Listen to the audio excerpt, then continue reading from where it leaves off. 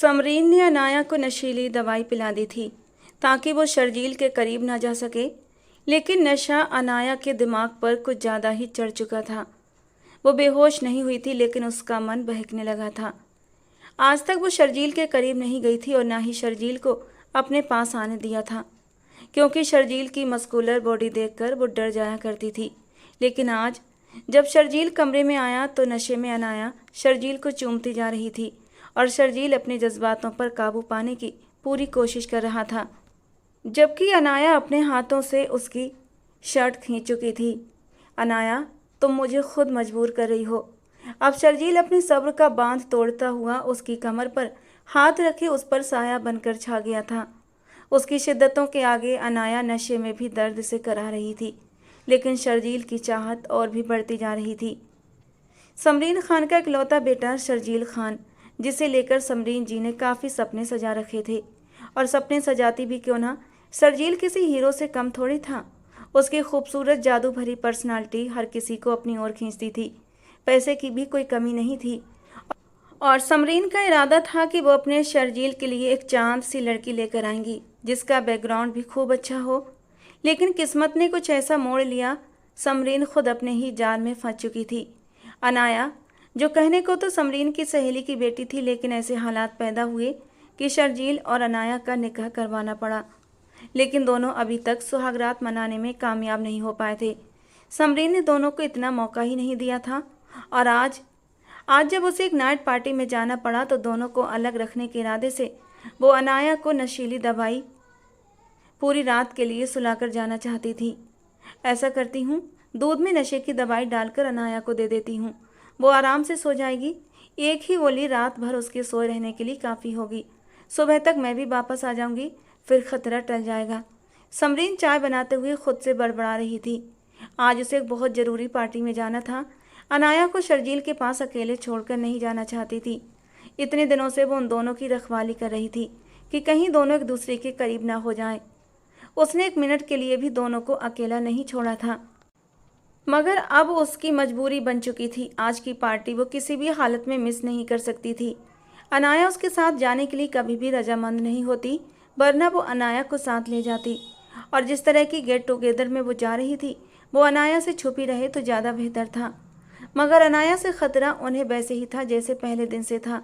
इसीलिए उसने अनाया की चाय में नींद की गोली मिला दी। कहीं ऐसा न हो कि एक गोली कम पड़ जाए। चाय का कप अनाया के कमरे की तरफ ले जाते हुए वो अचानक पलटी थी और फिर एक और गोली उसकी चाय में मिक्स कर दी, और फिर जीत की मुस्कान चेहरे पर सजाए कप लेकर अनाया के कमरे की ओर बढ़ गई। अनाया अपने मोबाइल पर बिजी थी जब प्यार से उसके सर पर हाथ रखते हुए चाय का कप साइड टेबल पर रख दिया। अनाया को बाकी चाय की तलब महसूस हो रही थी। Thank you aunty so much. आपको कैसे पता चला मुझे चाय पीनी है? अरे मेरी बेटी को किसी चीज़ की ज़रूरत हो और मुझे पता न चले, ऐसा तो हो ही नहीं सकता। Thank you aunty, thank you so much. कहते हुए उसने चाय का कप उठा लिया और समरीन के सामने ही चाय का कप अपने होठों से लगा लिया। अनाया को चाय देने के बाद वो शर्जील के कमरे में आई और कहने लगी, शर्जील बेटा, मैं एक पार्टी में जा रही हूँ जहाँ पर NGOs अलग अलग काम के डिटेल्स के बारे में बात करेंगी। घर का ध्यान रखना। अनाया अपने कमरे में सो रही है, मैं सुबह तक वापस आ जाऊंगी। समरीन की बात सुनकर शर्जील ने हामी में सिर हिलाया। वो लैपटॉप पर ऑफिस का काम करने में व्यस्त था। कुछ वक्त बाद समरीन तैयार होकर पार्टी में चली गई, जबकि अनाया और शर्जील घर पर अकेले रह गए थे। अनाया अपने कमरे में थी। जब से उसने चाय पी थी उसका दिमाग एकदम सुन्न सा हो गया था। चक्कर आते हुए महसूस हो रहे थे। अपने होश को वो बमुश्किल संभाल रही थी, मगर फिर से उसकी सोचें बिखर जाती। दिमाग गोल गोल घूमने लगा। आंखों के सामने सतरंगी बुलबुलें उड़ते हुए दिखाई देने लगे। सिर और गर्दन में भी दर्द होना शुरू हो चुका था। वो सिर पकड़कर बेड पर बैठ गई। न जाने उसे क्या हो रहा था।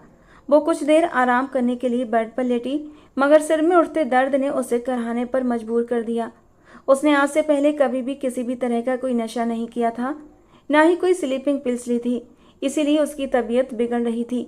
वो बहुत मुश्किल से अपने कमरे से बाहर निकलकर किचन में आई और वहाँ से जूस का एक गिलास पिया। सिर दर्द कुछ कम हुआ था, मगर उसके रहे सहे होश भी जाते रहे। मन में कुछ अजीब सी गुदगुदी होने लगी थी। दिल एक अलग ही लय पर धड़कने लगा था। उसी पल शर्जील भी अपने कमरे से बाहर आया। उसने किचन के सिंक में आकर कप रखा और चुपचाप मुड़कर जाने लगा। हालांकि उसने किचन में अनाया को खड़े देख लिया था, लेकिन उसने उसे इग्नोर कर दिया। उसके करीब जाने या उससे बात करने का कोई फायदा नहीं था। उल्टा कुछ पता नहीं था कि डर के मारे उसकी तबीयत खराब हो जाती, और इस वक्त तो समरीन भी घर पर नहीं थी। इसलिए शर्जील कोई भी प्रॉब्लम्स क्रिएट नहीं करना चाहता था और इसीलिए उसे इग्नोर करके अपने कमरे में जाने लगा। लेकिन जाने से पहले उसने फ्रिज खोला था ताकि पानी की बोतल भी साथ लेकर जाए। चोरी चोरी निगाहों से वो अनाया को भी देख लेता था, जो उस पर नजरें जमाए खड़ी थी। शर्जील को अपने सामने देखकर अनाया का दिल और भी तेजी से धड़कने लगा था। खुद ब खुद उसका मन शर्जील की बाहों के लिए मचलने लगा। उसके चौड़े कंधे, मजबूत बॉडी अनाया को अपनी ओर खींचने लगी। अनाया ने मदहोश निगाहों से उसकी ओर देखा। उसकी मस्कुलर बॉडी जिसे देखकर पहले वो डर जाया करती थी, लेकिन आज उसे बहुत अच्छी लग रही थी। वो कितना ताकतवर और मजबूत कदकाठी का मर्द था। शर्जील तो किसी भी लड़की का आइडियल था, ख्वाब हो सकता था। अनाया ने शर्जील के उभरे हुए मसल्स पर निगाहें गड़ाते हुए सोचा। वो 2 कदम चलते हुए शर्जील के करीब आई। शर्जील पानी की बोतल लेकर घूमा तो अनाया से टकराते टकराते बचा। Are you okay? उसने हैरानी से अनाया की आंखों में देखते हुए पूछा। आज उसके चेहरे के रंग कुछ और ही कहानी बयान कर रहे थे। आंखों में छाया मदहोशी का रंग शर्जील ने भी नोट कर लिया था, और अनाया तो बस मदहोशी से उसकी घनी मूंछों के नीचे हिलते गुलाबी होठों को देख रही थी। उसका जी चाहा आगे बढ़कर उसके उन नरम गुदाज होठों को छू ले और उसकी मजबूत सीने से लिपट जाए। अनाया, मैं तुमसे कुछ पूछ रहा हूँ, तुम ठीक तो हो ना? अनाया की तरफ से कोई जवाब न मिलने पर शर्जील ने उसे कंधे से पकड़कर हिलाते हुए पूछा। जी मैं बिल्कुल ठीक हूँ, उसने हड़बड़ाकर कहा। तो जाओ, कमरे में जाकर सो जाओ, रात काफ़ी हो चुकी है। शर्जील गहरा सांस लेते हुए पानी की बोतल लेकर अपने कमरे की ओर बढ़ गया था, लेकिन अनाया अपने आप को संभाल नहीं पा रही थी, और फिर कुछ ही देर बाद वो शर्जील के कमरे में मौजूद थी। शर्जील अनाया को अपने सामने देखकर एकदम से हड़बड़ाया था। कमरे में आने के बाद उसने शर्ट उतार दी थी और इस वक्त वो ब्लैक सैंडो में था। उसकी मस्कुलर बॉडी ब्लैक सैंडो में और भी ज़्यादा उभर रही थी। क्या बात है अनाया, किसी चीज़ की ज़रूरत है क्या? उसे अपने कमरे में दाखिल होते देख शर्जील ने फौरन पूछा। अनाया कभी भी बिना वजह उसके सामने नहीं आती थी, और उसके कमरे में तो कभी भी नहीं आई थी। 1-2 बार शर्जील उसके करीब भी हुआ था, मगर अनाया उससे डरती थी, इसीलिए उसने फौरन खुद को उससे दूर कर लिया था। जबकि उनके बीच मौजूद रिश्ते की नाजुकता से वो दोनों ही भली भांति परिचित थे, मगर इसके बावजूद अनाया ने अपनी तरफ से हदें तय कर रखी थी और शर्जील पर रोक लगाई हुई थी। वो दोनों ज़्यादा बात भी नहीं करते थे। अब अनाया की मौजूदगी उसके कमरे में शर्जील के लिए काफ़ी हैरानी का कारण थी। शर्जील की बात सुनकर भी उसने कोई जवाब नहीं दिया था, बल्कि उसकी ओर धीरे धीरे बढ़ने लगी। शर्जील को वो अपने होश में नहीं लगी। उसका अंदाज अजीब सा बहका हुआ सा था। वो फौरन उठकर उसके पास आया। उसने सोचा कि शायद उसकी तबीयत खराब हो, मगर एकदम से ही अनाया उसके गले लग गई। अपनी नाजुक बाहों का घेरा उसकी कमर के गिर्द बनाए अनाया उसके सीने पर सिर रखे गहरी गहरी सांसें ले रही थी, जबकि शर्जील तो उस एक लम्हे में ही सन्न रह गया। नरम नाजुक बदन शर्जील के मजबूत सीने से टकराया तो एक स्पार्क हुआ था शर्जील के पूरे बदन में। नरम गुदाज धड़कनें शर्जील को अपने सीने पर महसूस हो रही थीं और उसका दिल बुरी तरह से धड़कने लगा। धड़कनें तो अनाया के दिल की भी तेज हो रही थीं। दोनों की धड़कनें एक दूसरे के साथ मिलकर जोरों से धड़क रही थीं। कहाँ उसने कभी अनाया का हाथ भी नहीं पकड़ा था, और अब वो आकर उसके गले लग गई थी। सिर्फ इतना ही नहीं, अब वो बार बार अपने होंठ शर्जील के सीने पर रख रही थी। एसी होने के बावजूद शर्जील के माथे पर पसीना आ गया था। उसने नरमी से अनाया को दोनों कंधों से पकड़कर खुद से दूर करने की कोशिश की, मगर अनाया शायद इस बात का बुरा मान गई थी और इसलिए मुंह बनाकर उसकी तरफ देखा। उसकी आंखें नशे की वजह से गुलाबी हो रही थीं और जोर से फिर उसके गले लग गई। शर्जील के लिए हर लम्हा खुद को संभालना मुश्किल होता जा रहा था, इसीलिए वो बार बार उसे खुद से दूर झटक रहा था। अनाया, होश में आओ, ये क्या कर रही हो तुम? तुम्हारी तबीयत तो ठीक है ना? वो बेबसी की आखिरी हद पर था। उसका मन कर रहा था इस नाजुक वजूद को अपने बाहों में समेट ले और उसे अपना हक वसूल कर ले, उसके खूबसूरत वजूद पर अपने प्यार की मोहर लगा दे। लेकिन अनाया की हालत भी वो समझ रहा था। उसे अंदाजा था कि अनाया होश में नहीं है और अनाया की बेहोशी की हालत में वो उसके साथ कोई ऐसा गलत कदम उठाना नहीं चाहता था। लेकिन अनाया उसके सब्र को आजमा रही थी, क्योंकि अनाया के नरम स्पर्श के एहसास पर उसका अंग अंग मचलने लगा था। उसका दिल बगावत करने लगा। भूल जाओ सब कुछ, भूल जाओ अपनी माँ से किए गए वादे को, भूल जाओ अनाया की लगाई हुई हदों को और आज सारी हदें पार कर दो। इस खूबसूरत रिश्ते की शुरुआत कर लो। लेकिन दिमाग कहता, नहीं अभी नहीं, थोड़ा इंतजार और करो, अभी सही समय नहीं है। जो नशा समरीन अनाया को शर्जील से दूर रखने के लिए देकर गई थी, अब वही नशा अनाया के सिर चढ़कर बोल रहा था। वो बेहोश तो नहीं हुई मगर बहक जरूर गई थी और अब शर्जील के वजूद में घुसते हुए उसे खुद भी इस बात का एहसास नहीं था कि वो क्या कर रही है। वो नशे में पूरी तरह धुत थी और शर्जील के साथ अपने सारे फासले मिटा देना चाहती थी। इससे पहले तो वो खुद ही शर्जील से दूर जाने के बहाने ढूंढा करती थी और उससे छुपती फिरा करती थी कि कहीं वो उसके करीब आकर उससे अपना हक ना मांग ले। क्या बात है, मैं जितना तुम्हारे करीब आ रही हूँ तुम उतना ही मुझसे दूर होते जा रहे हो। यहाँ आओ ना प्लीज। अनाया ने शर्जील की बनियान की स्ट्रिप पकड़कर उसे अपनी ओर खींचा था, जबकि शर्जील सक पकाते हुए एक बार फिर से दूर हुआ। अनाया ने आंखें छोटी करके उसकी तरफ देखा। मैंने तुम्हें कहा है फौरन मेरे पास आओ, तुम मुझसे दूर क्यों भाग रहे हो? वो मुंह बनाते हुए बोल रही थी। उसका चेहरा इस वक्त बहुत क्यूट लग रहा था, क्योंकि इस वक्त नशे की हालत में उसका पूरा चेहरा गुलाबी हो रहा था, जबकि शर्जील उस वक्त बेबसी की तस्वीर बना हुआ था। वो जितना अनाया को खुद से दूर झटकने की कोशिश कर रहा था, अनाया उतना ही उसके वजूद में घुसी जा रही थी। उसने झटके से शर्जील की बनियान से पकड़कर अपनी ओर खींचा था और अब उसके सीने पर बार बार अपने होंठ रखकर उसके जज्बातों को उभार रही थी। और आखिरकार शर्जील के लिए खुद पर बंद बांधना बेहद मुश्किल हो गया था। बेखुद होते हुए उसने अपने दोनों हाथ अनाया की कमर पर रखे थे। अनाया, तुमने ही मुझे मजबूर किया है अपने करीब आने पर। अब मेरी शिद्दतों को बर्दाश्त करना और शिकायत मत करना। ये कहते हुए शर्जील ने अनाया को एकदम खींचकर अपने करीब किया था और उसकी कमर में अपनी दोनों बाहें डालते हुए अपनी बाहों का घेरा उसके इर्द गिर्द मजबूत कर दिया। शर्जील अनाया पर पूरी तरह साया बन गया था और उसके चेहरे पर अपना स्पर्श छोड़ रहा था। शर्जील की जरा सी कुर्बत मिलते ही अनाया ने अपनी आंखें बंद कर लीं और ख़ुद को शर्जील के हवाले कर दिया।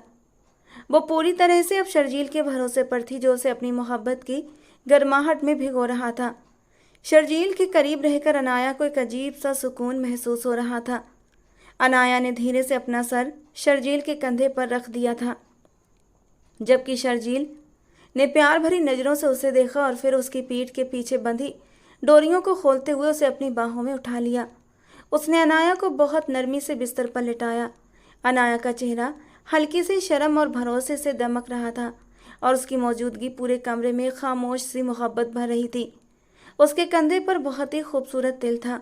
शर्जील का दिल बेख्तियार उस तिल को छूने के लिए किया और दिल की सदा पर हाँ कहते हुए शर्जील ने अपने सुलगते होंठ अनाया के कंधे पर रख दिए। अनाया के पूरे वजूद में एक सनसनी सी दौड़ गई थी। शर्जील की बाहों के हिसार में वो मचल उठी और अपने दोनों हाथों से शर्जील को कंधों से पकड़कर और भी अपने ज़्यादा करीब कर लिया। शर्जील ने अपना चेहरा अनाया के बालों में छुपा दिया। शर्जील की हल्की बढ़ी हुई दाढ़ी अनाया की गर्दन पर चुभ रही थी, जो उसे सुरूर का गहरा एहसास दिला रही थी। वो और भी मदहोश होती जा रही थी। शर्जील खुद भी अनाया के हुस्न में खोता जा रहा था। वो बहुत मासूम और नाजुक सी थी। उसके गुदाज वजूद को अपनी बाहों में लिए उसकी गर्दन, कंधों, चेहरे और कानों पर अपना स्पर्श छोड़ते हुए शर्जील को एकदम से एहसास हुआ कि उसने इतने दिनों तक अनाया से दूर रहकर गलती कर दी। मगर इससे पहले अनाया भी उसे अपने करीब आने कब देती थी। अगर वो कभी करीब होने की कोशिश भी करता तो अनाया उससे दूर भाग जाती थी। वो शर्जील की मस्कुलर बॉडी और ताकत देखकर उससे बेहद डरती थी, क्योंकि अनाया खुद बहुत नरम नाजुक सी थी। शर्जील के सामने तो बिल्कुल छोटी सी लगती थी। दोनों की उम्रों में भी करीब 8 साल का फ़र्क था और फिर दोनों एक दूसरे को ज़्यादा जानते भी नहीं थे, इसीलिए वो शर्जील के सामने छुपती फिरती थी। मगर आज अनाया ने खुद उसके करीब आकर उसके जब्त के सारे बंधन तोड़ दिए थे। अनाया ने आज अपनी शामत खुद बुला ली थी। सोए हुए शेर को खुद जगा चुकी थी और अब उस पर काबू पाना मुश्किल था। जज्बातों की शिद्दत जब हद से ज़्यादा बढ़ गई तो शर्जील ने अपने दांत हल्के से अनाया के कंधे में मीठे मीठे दर्द का एहसास होते ही अनाया सिसक उठी थी, जबकि शर्जील ने पीछे होकर अनाया के कंधे पर पड़ा हुआ लाल निशान देखा। दूध जैसी कोमल त्वचा पर लाल निशान एकदम साफ साफ नजर आ रहा था। अनाया के वजूद को हर पर्दे से आज़ाद करते हुए शर्जील उसके करीब हो गया और उसके होठों को अपने भावुक स्पर्श से भिगोने लगा। उसने खुद को और अनाया को एक आत्मिक बंधन में बांध दिया। शर्जील के लिए ये रात एक हसीन ख्वाब जैसी थी, जबकि अनाया थकान और मीठे मीठे दर्द के साए में थी। रात के करीब 3 बजे जब शर्जील की रफ्तार में ठहराव आया तो उसने अनाया को बेहद नरमी से अपनी बाहों में उठाया। उसका सिर शर्जील के सीने पर था और आंखें अधमुदी थीं। नशे की हालत में तो कुछ होश में और कुछ बेखुदी में अनाया ने धीमे से शर्जील की बनियान पकड़ी हुई थी और फिर मुस्कुराकर बोली, तुम्हें पता है शर्जील, तुम्हारे सीने की ये धड़कनें ये मुझे लोरी जैसी लगती हैं। उसकी आवाज़ में मासूमियत भी थी और एक अजीब सी मिठास भी। फिर वो हल्का सा हंसी। नशीली नशीली सी उसकी आवाज़ बहुत प्यारी लग रही थी, जैसे खुद से कोई राज कह रही हो। शर्जील, तुम ना मुझे चांद जैसे लगते हो, बस थोड़ा ज़्यादा पास आ जाते हो। उसने आंखें मूंदी और उसके गले से लग गई और शर्जील ने अपने होठों से उसके मासूम से चेहरे को छू लिया। अनाया को पाकर जैसे आज वो पूरा हो चुका था। उसे बेड पर लेटाकर शर्जील ने अलमारी से एक मुलायम से कपड़े निकाले और बहुत सहेज कर उसके कपड़े बदल दिए। वो अभी उसी नशे में बहकती जा रही थी। तुम मेरी रूह में समा गए हो, अब जाओगे तो नहीं ना मुझे छोड़कर? उसका हाथ अब भी शर्जील की उंगलियों को थामे हुए था। शर्जील ने उसे बिस्तर पर लिटाया, प्यार से कंबल उड़ाया और उसके माथे पर एक नरम सा प्यार दिया। कभी नहीं मेरी जान, ये साथ पूरी जिंदगी के लिए है। उसने उसके हाथ को थाम कर वादा किया था। अनाया अब भी पूरी तरह नशे में थी। नशे में डूबी उस रात उसने वो कर दिया जिसकी उसने कभी कल्पना भी नहीं की थी। शर्जील उठने लगा तो अनाया ने दोबारा से अपनी बाहें उसके गले में डाल दी। मत जाओ ना शर्जील, मुझे अकेला छोड़कर। उसका ये मासूम सा अंदाज देखकर शर्जील अपने व्यवहार को लेकर अब पछताने लगा था। जब वो अनाया के पास आया था तब उसे अच्छे से इस बात का एहसास हो चुका था कि वो पूरी तरह होश में नहीं है। फिर भी उसने उस परिस्थिति में भी उसका साथ पाने की भूल कर दी। अब धीरे धीरे अनाया पूरी तरह नींद की आगोश में चली गई थी। खुद को दोषी मानते हुए शर्जील अपने कमरे में आया। वो सोने ही वाला था कि जैसे ही उसने कंबल को सीधा किया, उसकी नज़र बिस्तर की चादर पर पड़ी। चादर पर धब्बे साफ दिखाई दे रहे थे। ये देखकर उसके भीतर एक हलचल सी मच गई।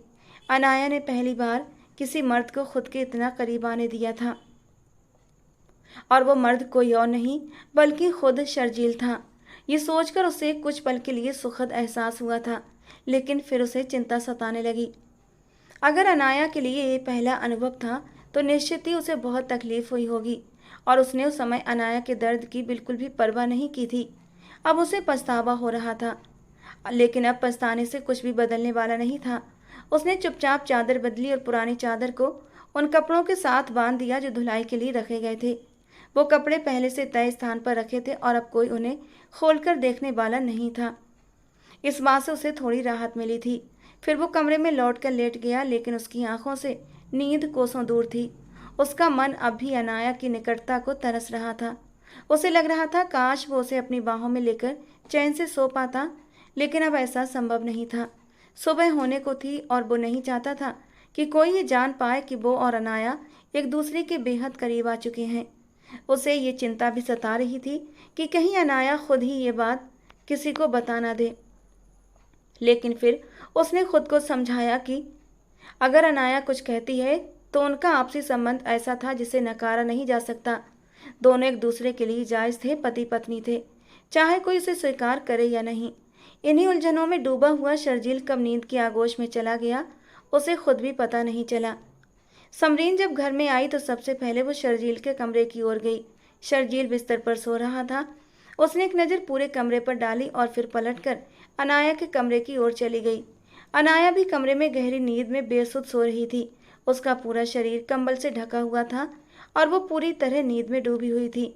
चेहरे पर हल्की पीड़ा के भाव थे, मगर लाइट बंद होने की वजह से समरीन उन्हें देख नहीं पाई। समरीन संतुष्ट होती हुई अपने कमरे में चली गई। कपड़े बदलने के बाद वो आईने के सामने खड़ी हो गई। उसकी योजना सफल हो गई थी और अब उसे रात की होने वाली पार्टियों में शामिल होने का रास्ता भी मिल गया था। वो अनाया की वजह से नाइट पार्टीज में नहीं जा पाती थी, क्योंकि शर्जील और अनाया तब घर में अकेले होते थे और वो नहीं चाहती थी कि उनकी गैर मौजूदगी में दोनों को एक दूसरे के करीब आने का कोई मौका मिले। उसे इस बात का बहुत गुस्सा आता था कि वो अपनी पसंदीदा नाइट पार्टीज में नहीं जा पाती थी, मगर ये उसकी मजबूरी थी। वो किसी भी हाल में शर्जील और अनाया के बीच कोई नज़दीकी नहीं चाहती थी, लेकिन अब उसे ये तरीका मिल चुका था। उसने सोच लिया था कि वो आगे भी अनाया को नींद की गोलियां देकर सुला दिया करेगी और आराम से किसी भी पार्टी में चली जाया करेगी। उसे शर्जील की नेचर का तो अच्छे से अंदाजा था। वो कभी भी अनाया की मर्जी के बिना उसके करीब नहीं जाता, और जब अनाया को होश ही नहीं होता तो उनके बीच कोई नज़दीकियां नहीं बढ़ेंगी। अपनी सोच पर खुद को शाबाशी देती हुई समरीन कंबल में घुस गई और थोड़ी ही देर में गहरी नींद में डूब गई थी, ये जाने बिना कि अब उसकी सारी योजनाओं का कोई अर्थ नहीं बचा था, क्योंकि अब जो होना था वो तो हो चुका था। अनाया और शर्जील एक दूसरे के बेहद करीब आ चुके थे और अब दोनों के दिलों में इस रिश्ते की अहमियत पनप चुकी थी। अब वे हर मुश्किल को पार कर एक दूसरे की ओर बढ़ने लगे थे। अगले दिन जब अनाया की आंख खुली तो उसके पूरे शरीर में दर्द हो रहा था। उसे उठकर बैठना भी मुश्किल लग रहा था। कमर और पैरों में ऐसा दर्द था जो उसकी सहन शक्ति से बाहर था। उसने अपने दिमाग पर जोर डालते हुए पिछली रात की घटनाओं को याद करने की कोशिश की तो अचानक कई धुंधले लेकिन असरदार दृश्य उसकी आंखों के सामने तैर गए। वो खुद से सवाल करने लगी, पता नहीं मैंने कोई सपना देखा था या फिर ये सब सच में हुआ था। वो भीतर से उलझी हुई थी। उसकी हालत बहुत नाजुक हो रही थी। धीरे धीरे चलते हुए वो आईने के सामने आकर खड़ी हुई। गर्दन पर हल्के लाल निशान कुछ और ही कहानी बता रहे थे, और जैसे ही उसने अपने कपड़ों पर नजर डाली वो चौंक गई थी। कल उसने जो कपड़े पहने थे वे अब उसके शरीर पर नहीं थे, किसी ने उसके कपड़े बदल दिए थे। वो खुद को बेहद थका हुआ और कमज़ोर भी महसूस कर रही थी, लेकिन अजीब बात यह थी कि उसके चेहरे पर एक अनोखी चमक थी, मानो उसकी रूह भी किसी के स्पर्श से महक रही हो।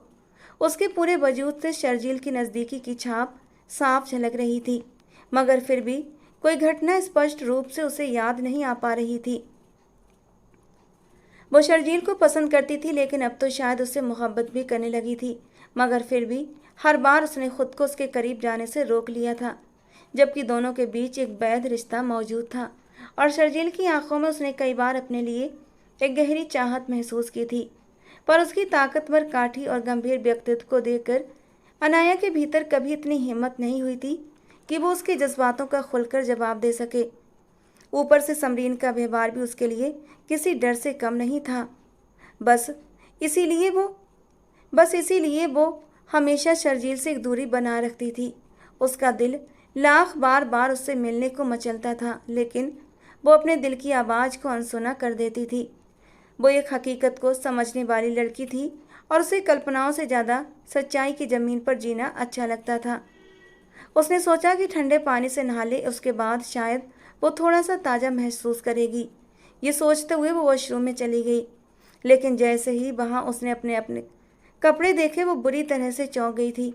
उसने जल्दी से पर्दे खींचे और जब अपने कपड़े उतारे तो अनायास ही उसने अपने मुंह पर हाथ रख लिया। उसे समझ नहीं आ रहा था कि रात को आखिर हुआ क्या था। दिमाग एकदम सुन्न होने लगा। उसे इतना तो याद था कि वो रात को जूस पीने के लिए किचन में गई थी और फिर लिविंग रूम में भी बैठ गई थी। तभी शर्जील वहाँ आया था और वो उठकर उसकी तरफ बढ़ी थी। उसके बाद की घटना उसे ठीक से याद नहीं थी, लेकिन कमरे की कुछ कुछ बातें उसके दिमाग में तैर रही थीं। जब शर्जील उसके बेहद करीब हुआ था और वो दर्द की तीव्रताओं से सिसक रही थी, उसे रोकने की भी कोशिश कर रही थी, मगर उसकी सुनवाई नहीं हुई थी।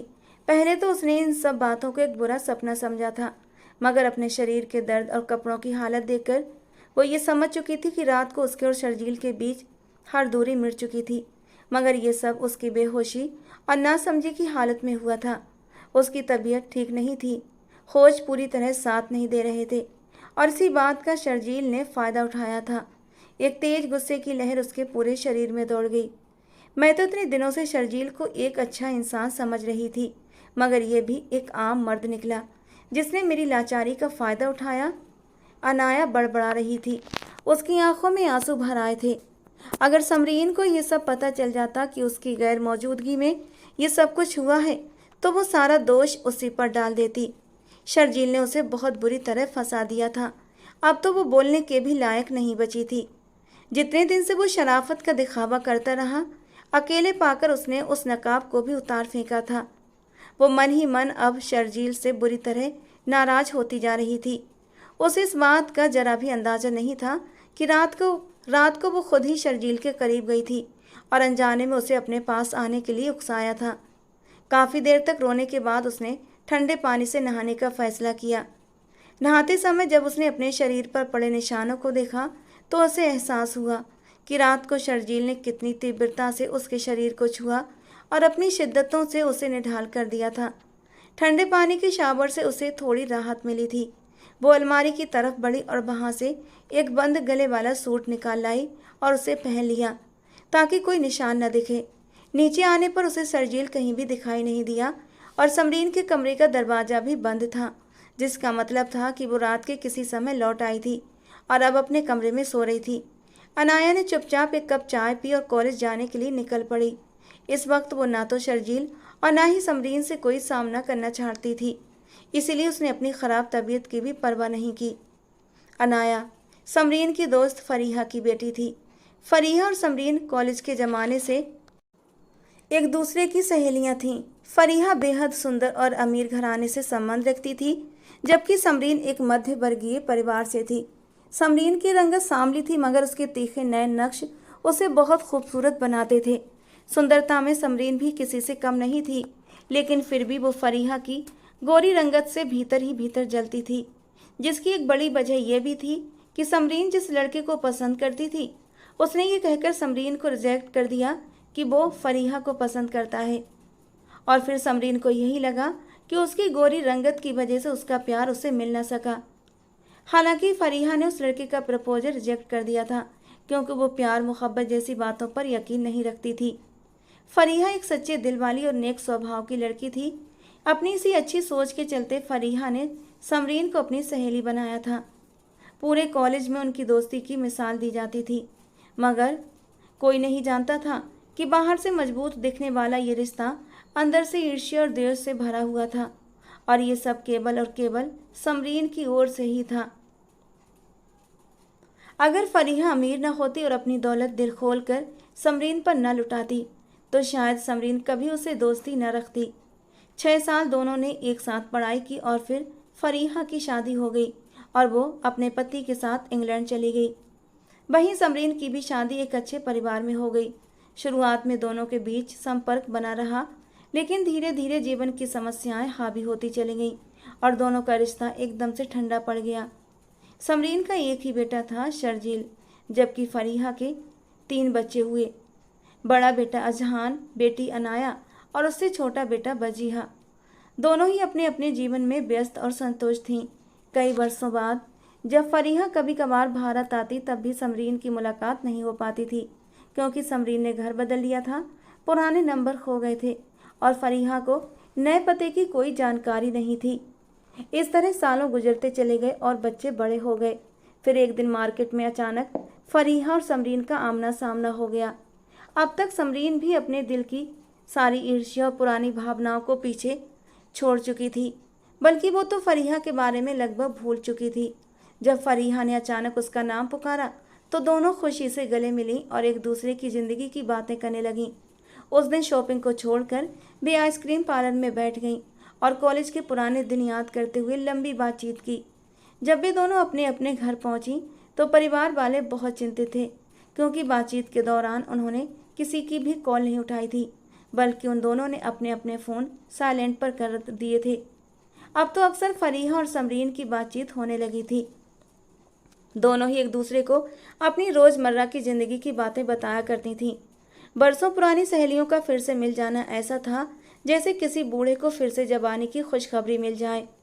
एक दिन फरीहा ने समरीन को बताया कि अनाया भारत आ रही है, वो यहाँ से एमफिल करना चाहती है। वो हॉस्टल में रहने वाली थी, जिस पर समरीन ने जोर दिया कि अनाया उसके घर आ सकती है। मगर फरीहा ने उसकी बात टाल दी, क्योंकि वो नहीं चाहती थी कि अनाया समरीन पर किसी भी तरह का बोझ बने। अनाया हॉस्टल में रहने लगी।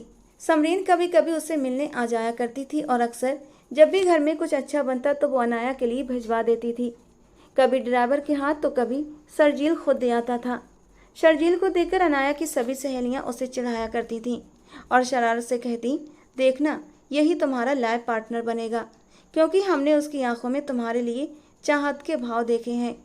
मगर अनाया हंसते हुए उनकी बात को टाल देती और कहती कि वो शर्जील को ज़्यादा जानती तक नहीं है। लेकिन उसे क्या पता था कि आने वाला वक्त उसकी इस बात को पूरी तरह झुठला देगा। अनाया के हॉस्टल में आग लग गई थी। हुआ कुछ यूं था कि इन दिनों सरकार के खिलाफ दूसरी पार्टी के लोगों ने प्रदर्शन कर दिया था। शहर भर में हड़ताल थी। हॉस्टल की लड़कियां भी हॉस्टल में बंद थीं। जब प्रदर्शन कर रहे समूह में से एक पक्ष ने गर्ल्स हॉस्टल में, तो लड़कियां आग के डर से बाहर निकल आई थीं। तभी वहां काफ़ी हंगामा हुआ। खुशकिस्मती से अनाया इस हंगामे में सुरक्षित बची, मगर इतना डर गई थी कि तुरंत वापस जाने की जिद करने लगी। मगर उन दिनों फ्लैट्स भी बंद थीं। समरीन को इन सब हंगामों की खबर मिली तो वो शर्जील को लेकर तुरंत अनाया को लेने पहुंच चुकी थी। रास्ते में उन्हें काफ़ी मुश्किलों का सामना करना पड़ा। अनाया को गाड़ी में बैठाकर वो लोग वापस आ रहे थे जब रास्ते में पुलिस ने उन्हें रोक लिया।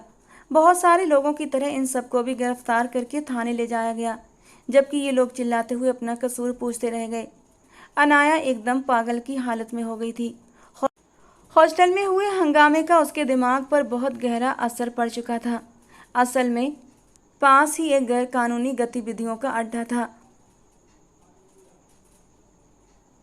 मोटरवे का रास्ता बंद होने की वजह से इन लोगों ने शॉर्टकट लिया था ताकि जल्द से जल्द घर पहुंच सकें, क्योंकि शहर के हंगामे धीरे धीरे बढ़ते जा रहे थे।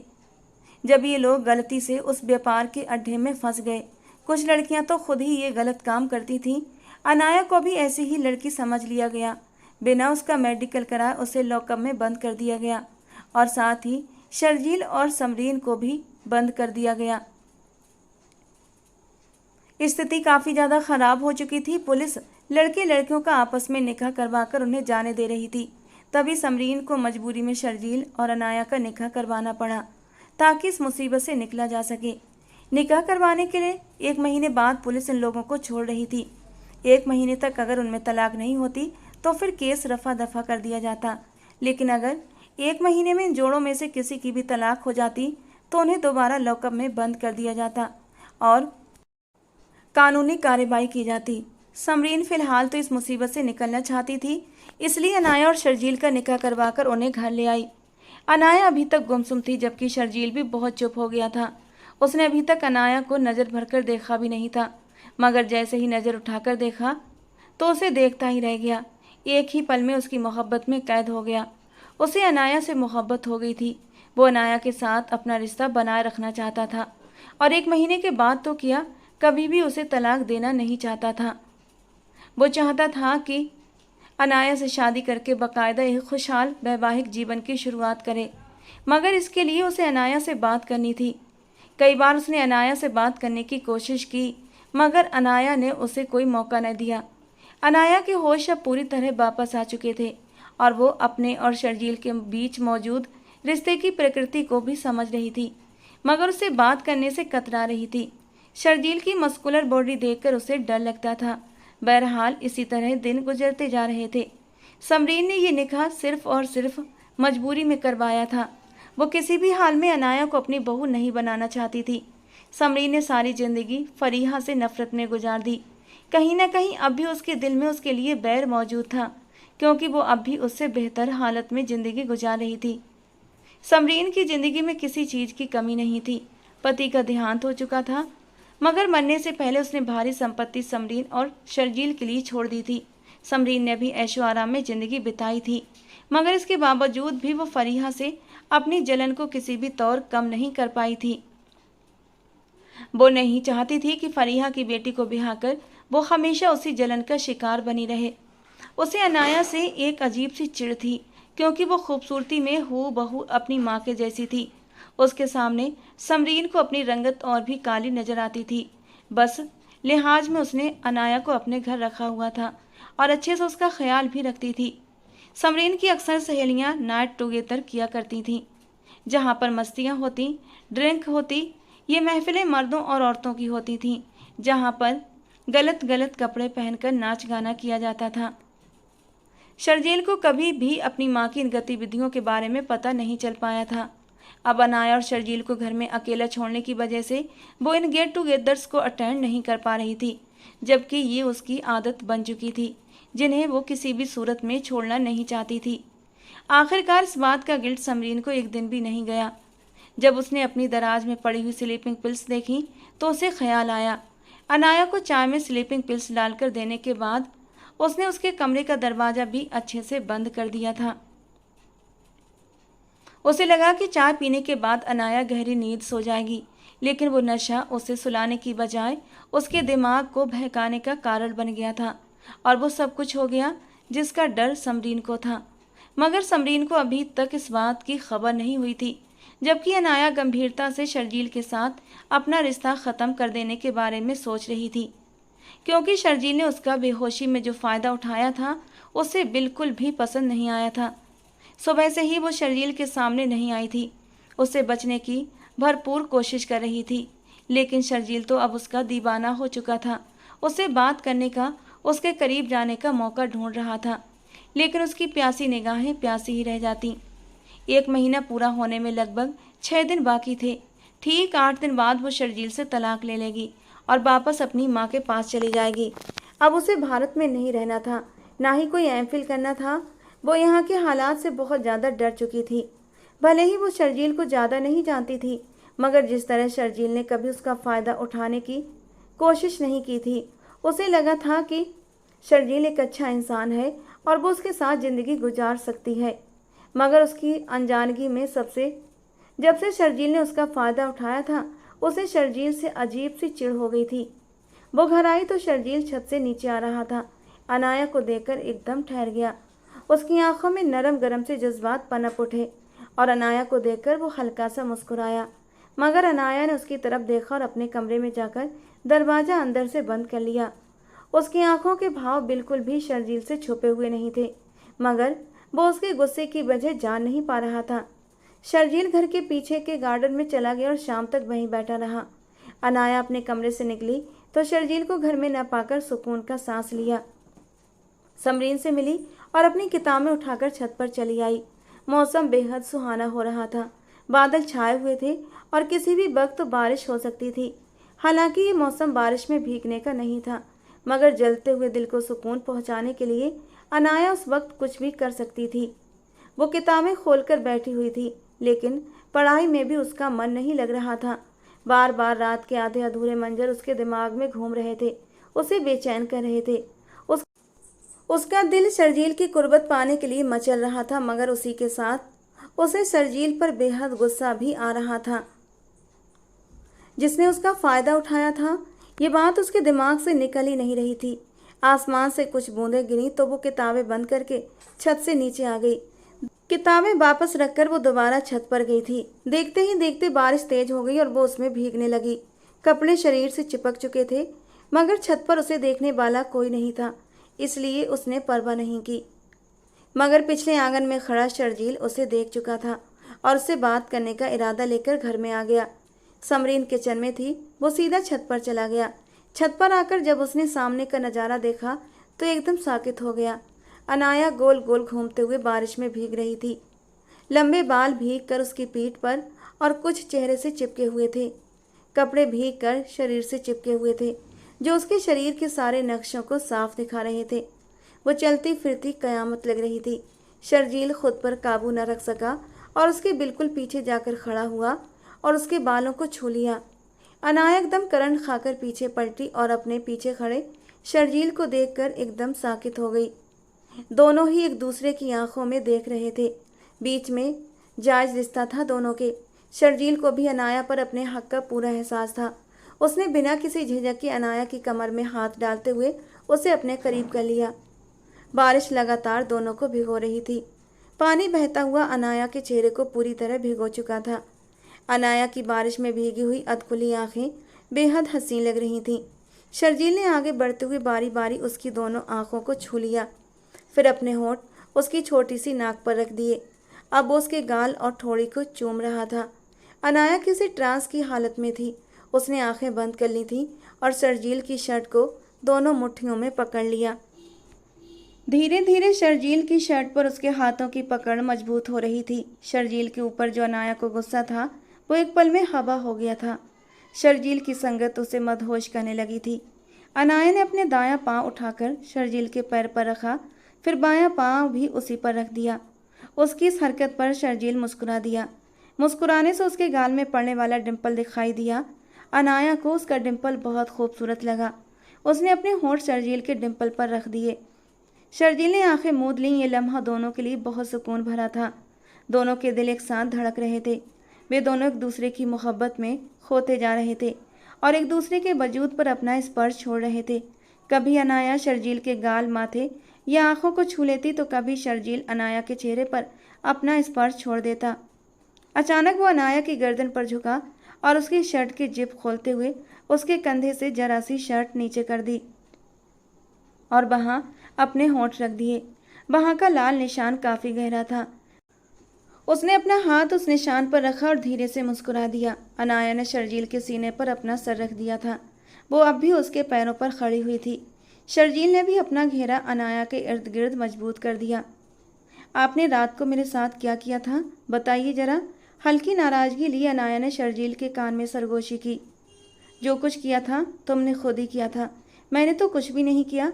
वो हल्के से हंसते हुए उसके लबों को अपने लबों से टच कर गया। क्या मतलब? उसने आंखें बड़ी करते हुए शर्जील को देखा।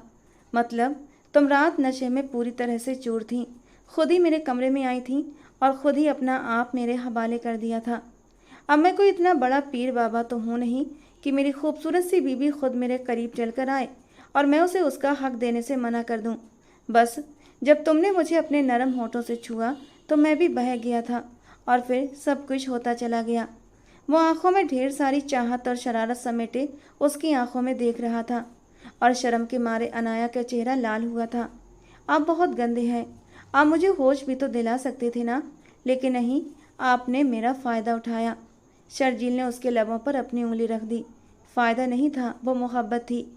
पति पत्नी हैं हम दोनों, एक दूसरे पर हक है हमारा। ये मिलन के पल तो बहुत पहले हमारी ज़िंदगी में आ जाने चाहिए थे, लेकिन मैं तुम्हारी हाँ का इंतज़ार कर रहा था। लेकिन अब जो कुछ भी हो चुका है वो बहुत ही खूबसूरत एहसास है। रात को हमारे बीच की सारी दूरियां मिट गईं। वैसे एक बात कहूँ अनाया, तुम बहुत खूबसूरत हो, नरम मुलायम मक्खन के जैसी, और तुम्हारे सीने पर एक काला तिल जिसे बार बार छूने को मन कर रहा था। उसने अनाया के सीने पर हाथ रखते हुए कहा था और हल्के से दबा भी दिया था। अनाया की एक सिसकी निकली थी। वो शर्म के मारे शर्जील के सीने से लिपट गई। बहुत बेशर्म हैं आप, कहते हुए वो अपने हाथों के छोटे छोटे मुक्के शर्जील के सीने पर मारने लगी। इतना तो उसे भी पता था कि रात चाय पीने के बाद उसे पता नहीं क्या हो गया था। शर्जील जरूर सच कह रहा था। शर्जील ने उसका चेहरा अपने दोनों हाथों से ऊपर उठाया। सुनो अनाया, मैं अपनी पूरी जिंदगी तुम्हारे साथ बिताना चाहता हूँ। मैं नहीं जानता कब, कैसे और क्यों, मगर तुम्हारे इश्क में पूरी तरह डूब चुका हूँ। धीरे से कहते हुए शर्जील अनाया के कानों में मोहब्बत का जादू फूंक रहा था। शर्जील के अल्फाज सुनते ही अनाया भी सम्मोहित हो गई थी। अगर उसके बस में होता तो अपनी पूरी जिंदगी शर्जील के साथ गुजार देती, मगर अचानक उसके दिमाग में समरीन के शब्द गूंजने लगे। उसने साफ अनाया को वार्न कर दिया था, कभी भी शर्जील के करीब आने की कोशिश मत करना। ये रिश्ता सिर्फ एक मजबूरी के तहत बांधा गया है। 1 महीना होते ही तुम दोनों अलग कर दिए जाओगे और मैं नहीं चाहती तुम दोनों के बीच कोई भी रिश्ता बने। दर्द की एक तेज लहर अनाया के वजूद में उतर गई। वो शर्जील से उसकी माँ की शिकायत नहीं कर सकती थी, क्योंकि उसे पता था वो अपनी माँ से बहुत प्यार करता है। एक गहरा सांस लेते हुए वो शर्जील से एक झटके से दूर हुई थी और अपने शब्दों में ज़बरदस्ती की नफरत के भाव लाते हुए बोली, मगर मुझे आपके साथ अपनी ज़िंदगी नहीं गुजारनी। मैं ऐसे इंसान के साथ अपनी ज़िंदगी का एक पल भी क्यों गुजारूं जो दूसरों की नासमझी और लाचारी का फ़ायदा उठाए। कुछ भी कहो, रात में आपने जो कुछ भी मेरे साथ किया है ना, वो गलत था। मैं नशे में थी और आपने मेरा फ़ायदा उठाया। क्या मतलब है तुम्हारी इस बात का? अनाया, ये तुम कैसी बातें कर रही हो? शर्जील उसकी बात सुनकर हैरान हुआ था, लेकिन ये वक्त तो गुस्सा करने का नहीं बल्कि सफाई देने का था। अनाया की आंखों में जो ठंडापन था वो शर्जील पहले भी देख चुका था और उसी की वजह जानने वो इस वक्त अनाया के पीछे छत पर आया था, मगर उसके जादू में खो गया था। अनाया अब फिर से वही बात कर रही थी। इतना तो वो समझ गया था कि अनाया भी उससे मोहब्बत करती है, मगर शायद उसे शर्जील से कोई शिकवा था जो वो करना चाहती थी मगर कर नहीं पा रही थी। उसे अनाया की बात बिल्कुल समझ भी नहीं आ रही थी। वो इस बात की पुष्टि चाहता था, इसलिए सवालिया नज़रों से उसकी तरफ देखने लगा। जब अनाया की आंखों में आंसू आ गए, उसने अपने आंसू पीछे धकेलते हुए कहा, मैं आपको पसंद करने लगी थी। मुझे लगा था आप बहुत अच्छे इंसान हैं कि हमारे बीच मौजूद रिश्ते का फ़ायदा उठाने की कोशिश कभी भी नहीं करेंगे, मगर ये मेरी खुशफहमी थी। मुझे आपकी आंखों में जो पसंद दिखती थी असल में वो पसंद नहीं थी, वो आपकी हवस थी। आपने कल रात मेरी नासमझी का फ़ायदा उठाया और बिना मेरी मर्जी की परवाह किए आपने मुझसे रिश्ता बना लिया। अनाया रोते हुए बोली, जबकि उसके इस इल्ज़ाम पर शर्जील हक्का बक्का रह गया। पल में तोला पल में माशा। अभी तो वो उसके साथ कितनी नरमी और मोहब्बत से पेश आ रही थी और अब एकदम से गुस्सा हो गई थी। शर्जील को समझ नहीं आ रहा था आखिर ऐसा क्यों। मैंने तुम्हारी नासमझी का फ़ायदा उठाया? सीरियसली अनाया, ये तुम कह रही हो, जबकि अभी मैं तुम्हें सारा सच बता चुका हूँ। गलती मेरी नहीं थी बल्कि तुम खुद ही। शर्जील तो जैसे शौक की हालत में था।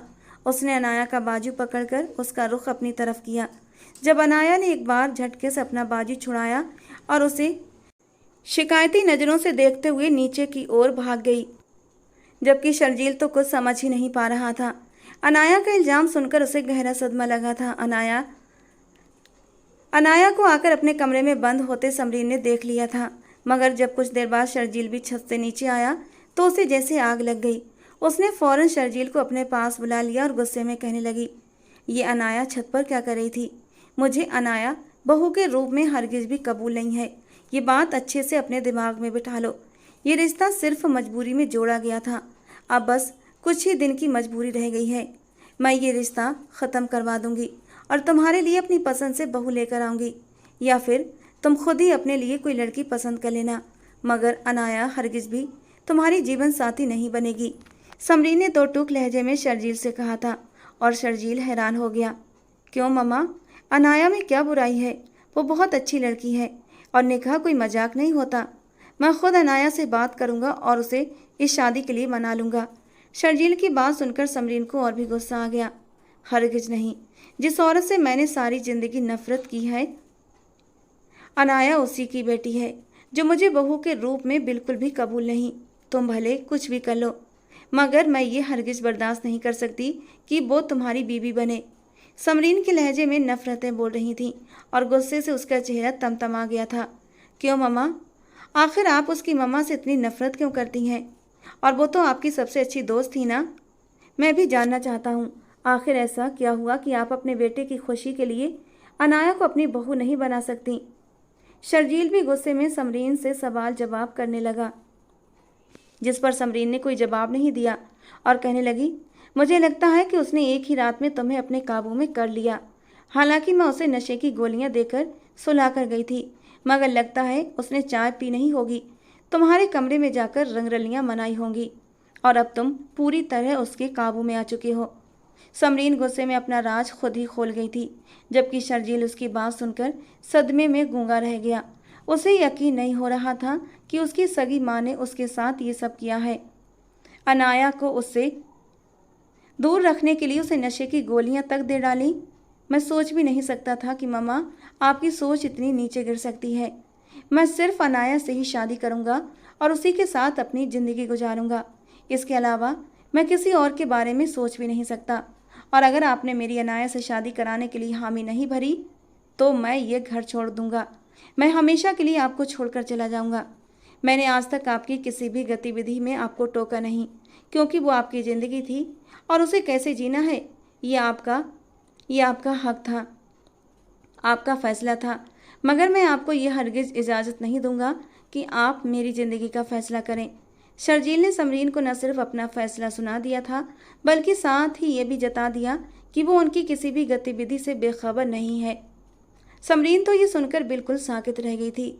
अब तो उसे अपने बेटे को अपने पास रखने के लिए कोशिशें करनी थीं और उसकी सबसे अहम कड़ी अनाया ही थी। वो जल्दी से अनाया के कमरे की ओर बढ़ी, जबकि समरीन को अनाया के कमरे की ओर जाते देखकर शर्जील भी तुरंत समरीन के पीछे पीछे अनाया के कमरे में गया था ताकि समरीन को रोक सके, कहीं वो अनाया को कुछ सख्त सुनाने न लगे। अगर ऐसा हो जाता तो अनाया हरगिज भी उसके साथ अपना रिश्ता बरकरार न रखती। इतना तो वो जान ही चुका था कि अनाया ने समरीन की दी हुई नशे की हालत में ही बहकर उसके साथ ये रिश्ता बनाया था और अब उसे कुछ भी याद नहीं था। इससे पहले कि वो अनाया के कमरे में दाखिल होता, अंदर से आने वाली आवाज़ें सुनकर वहीं ठहर गया। समरीन रो रही थी और अनाया से माफ़ी भी मांग रही थी। मुझे माफ़ कर दो बेटा, मुझसे बहुत बड़ी गलती हो गई। मैं हर रोज़ रात को स्लीपिंग पिल्स लेती हूँ, वही मैंने चाय में मिलाई थी और फिर वही चाय तुम्हें दे दी, जिसकी वजह से तुम बहकर शर्जील के करीब चली गई और तुम दोनों ने अपना रिश्ता मुकम्मल कर लिया। मगर अब शर्जील को गलतफहमी हो गई है। उसे लग रहा है कि मैंने जानबूझकर तुम्हें स्लीपिंग पिल्स देकर सुलाया था ताकि तुम उसके करीब ना जा सको, और तुम्हें लग रहा है कि शर्जील ने तुम्हारा फ़ायदा उठाया, मगर तुम दोनों ही बेगुनाह हो। गलती सारी मेरी है। समरीन रोते हुए माफ़ी मांग रही थी, जबकि अनाया हैरानो परेशान वहीं खड़ी थी। उसे तो पूरे मामले की समझ ही नहीं आ रही थी। इसका मतलब ये था कि समरीन सब कुछ जानती थी, वो बेखबर नहीं थी। और अब वो तो ये भी जान चुकी थी कि शर्जील और अनाया के बीच रिश्ता बन चुका है। वो शर्मिंदगी से सिर झुका गई। उसे याद आने लगा कि उसने शर्जील को न जाने क्या क्या सुना डाला था। समरीन ने न सिर्फ खुद को मासूम साबित कर लिया था, बल्कि शर्जील और अनाया दोनों की पोजीशन भी साफ कर दी थी। कोई बात नहीं आंटी, मैं भी शर्जील से मोहब्बत करने लगी हूँ और अपने इस रिश्ते को आगे बढ़ाना चाहती हूँ। मैं मम्मा से बात कर लूँगी, आप उनसे बाकी बातें तय कर लीजिएगा। मैं नहीं चाहती कि एक जायज़ रिश्ता होने के बावजूद भी हमारे ताल्लुक़ के बारे में किसी को कुछ कहने का मौका मिले। अनाया ने खूबसूरती से बात को संभाल लिया था। समरीन ने उसे प्यार करते हुए कमरे से बाहर निकल गई। अनाया बाकी समझदार थी और उसकी बहू बनने के काबिल थी। फरीहा ने उसकी बेहतरीन परवरिश की थी। समरीन ने आज पहली बार दिल से फरीहा की किसी अच्छाई को सराहा था। समरीन कमरे से बाहर निकली तो शर्जील को चौखट पर खड़ा देखकर मुस्कुरा दी और साथ ही हंसते हुए कान पकड़ते हुए सॉरी कहा, जिस पर शर्जील ने मुस्कुराते हुए अपनी माँ को गले लगा लिया। समरीन वहाँ से चली गई तो शर्जील अनाया के कमरे में दस्तक देकर दाखिल हुआ। अनाया ने शर्मिंदगी भरी नज़र से शर्जील की ओर देखा। उसने अभी कुछ कहने के लिए ओंठ खोले ही थे कि शर्जील ने उसे टोकते हुए कहा, अनाया, तुम्हारे चेहरे पर सिर्फ मेरे लिए मोहब्बत अच्छी लगती है, ये शर्मिंदगी नहीं। जो हुआ उसमें हम दोनों का ही कोई कसूर नहीं। शायद कुदरत ने हमें इसी तरह मिलाना था। शर्जील की बात सुनकर अनाया मुस्कुरा दी। कुदरत ने उसे एक बेहतरीन हमसफ़र दिया था। शर्जील ने आगे बढ़ते हुए अनाया के माथे पर अपने होंठ रख दिए और उसे अपनी आगोश में समेट लिया। अनाया खुद उसमें सिमट सी गई। मेरी ज़िंदगी को हमेशा ऐसे ही रंगों से भरती रहना अनाया। मेरी ज़िंदगी में आने के लिए थैंक यू। शर्जील के लफ्ज़ों ने अनाया को और भी मुकम्मल कर दिया था। उसने भी अपनी नाजुक बाहों का घेरा शर्जील के इर्द गिर्द बना लिया। दोनों ही सुकून से मुस्कुरा रहे थे। दोस्तों, आज की हमारी कहानी आपको कैसी लगी कमेंट बॉक्स में ज़रूर बताना। पसंद आई हो तो प्लीज़ लाइक करना। रोज़ एक नई और रोमांटिक कहानी के लिए हमारे चैनल को सब्सक्राइब करना। मिलते हैं दोस्तों अगली किसी नई और रोमांटिक कहानी के साथ।